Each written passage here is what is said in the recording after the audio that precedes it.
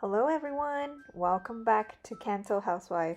Today we're going to make some delicious gimbap, also known as kimbap. Here is the ingredient list. It will yield 4 rows. I include some substitute if you're interested, but I personally like what I had in this recipe the most. I usually make kimbap along with bibimbap because the ingredients are fairly similar, so you can prepare everything at the same time. I will include the link to my bibimbap recipe at the end of this video. Alright, let's start off by making the fillings. First, let's make the rice. Rinse the rice a few times until the water is semi-clear. In case this is the first time you're making rice with the rice cooker, remeasured 1-to-1 ratio of water and rice. The easiest way to measure the ratio is to level the rice, dip your finger in the pot, mark where the rice is on your finger, and put water in until it is level with the rice mark on your finger. When the rice is done, season it with a tablespoon of sesame oil and half a teaspoon of salt. Mix them well and put it aside. Let's start off by making the sides. First, we're gonna make the seasoned spinach. Fill the container with some warm water and add about 2 teaspoons of salt. Cut about an inch off the root of the spinach. Soak and rinse the spinach for a few times to ensure that the dirt, pesticides, and bugs are removed. Next, boil some water and add about 2 teaspoons of salt in the pot.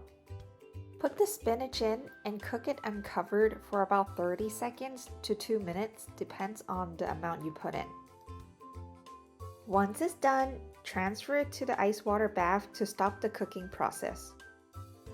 Squeeze the spinach to remove excess water and put them in a bowl. Add the salt, green onion, minced garlic, and sesame oil. Mix them well together. Next, we're going to make the sauté carrot. Wash a small carrot under cold running water. Use a vegetable peeler or your knife to peel off the skin. Julienne it to your desired size, roughly about the size of a matchstick. I have a spiral cutter, so I use that to cut the carrot instead.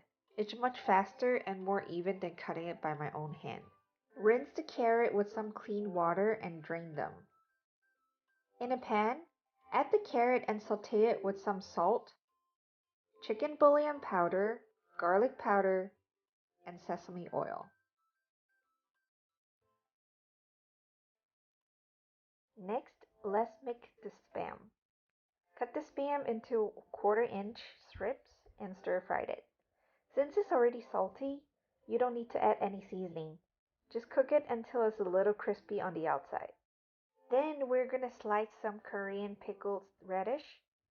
I make a lot of kimbap, so I pre-cut a big radish into smaller pieces and vacuum sealed them. Cut it into 1/4-inch strips and put it aside. Next, we're gonna make some fish cakes. Slice 2 sheets of fish cakes into small strips, about 1/4-inch. Stir fry them with some salt, chicken bouillon powder, black pepper, sesame oil, and soy sauce. Stir fry them for a few minutes and put it aside. Finally, we're going to cook 3 eggs like an omelette. You can beat the egg in the bowl first before you add it in the hot pan, but I'm lazy, so I just crack the egg in the pan, scramble it, and season it with some salt and pepper. Pan fry both sides until they're cooked and then cut it into 1/4-inch strips. Next, we're going to make some beef. This is optional, but it's a great addition to the roll. Thinly slice some ribeye. You may use other cuts or even minced beef if you like. Marinate them with soy sauce, sugar, sesame oil, and minced garlic. Marinate it for at least 20 minutes. Add some cooking oil in the wok and cook the meat in medium-high to high heat. It takes about 3 to 5 minutes to thoroughly cook them. Alright, it's time to assemble the kimbap. This is how I roll my kimbap or sushi. It's not the most correct way, but my hands are small and it is the only way that my roll won't fall off the mat and it won't fall apart when I'm cutting it. One small trick when rolling kimbap or sushi is to have a bowl of water to wet your fingers so the rice won't stick to your hands. Before rolling the kimbap, I also separated the rice into 4 parts so I know how much to grab. The seaweed sheets has 2 sides and is preferably the rough side is facing up. You will see some lines on the seaweed and make sure the straight line is pointing you. The sushi mats also have 2 sides. One is flat and the other one is round. Make sure the flat side is facing up with the tie on top.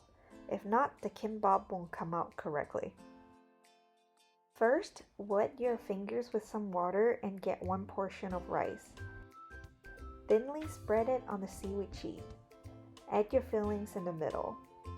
I'm very greedy and I love having more fillings than rice, so I spread a thin layer of rice. But if you like more rice and less fillings, be my guest and adjust the ratio according to your liking. Place your thumb underneath the seaweed sheet and lift the edge that is closest to you up and over the filling in the center. Wrap the bamboo mat over the roll and curve the fingers over the mat. Gently press along the length of the log. If you have extra seaweed, then you can add some rice at the end to close it up. Fold the log underneath the bamboo mat again and gently press along the length of the log. I'm gonna do it one more time, but this time on the side view so you can see what's going on. Place your thumb underneath the seaweed sheet and leave the edge that is closest to you up and over the filling in the center. Pull it closer to you and wrap the bamboo mat over on the roll again. Curve the rest of the finger over the bamboo mat and gently press along the length of the log. This motion presses the rice and the filling together and prevent the roll from being too loose. Pull the log towards you again and fold it underneath the bamboo mat and gently press along the log. I like to do this a few times to ensure that it doesn't come loose. Alright, now cut the kimbap into your desired size and it's ready to be served. The gimbap is very savory and doesn't require additional dipping sauce. It's great for snack, lunch, picnic, and is one of my favorite recipes. The bulgogi beef and spam matches very well with the fish cake and vegetables. The rice are well seasoned and the combinations are beyond delicious in my opinion. Alright, that concludes our video. If you'd like to see more videos, subscribe to our channel. And as always, have a bobalicious day!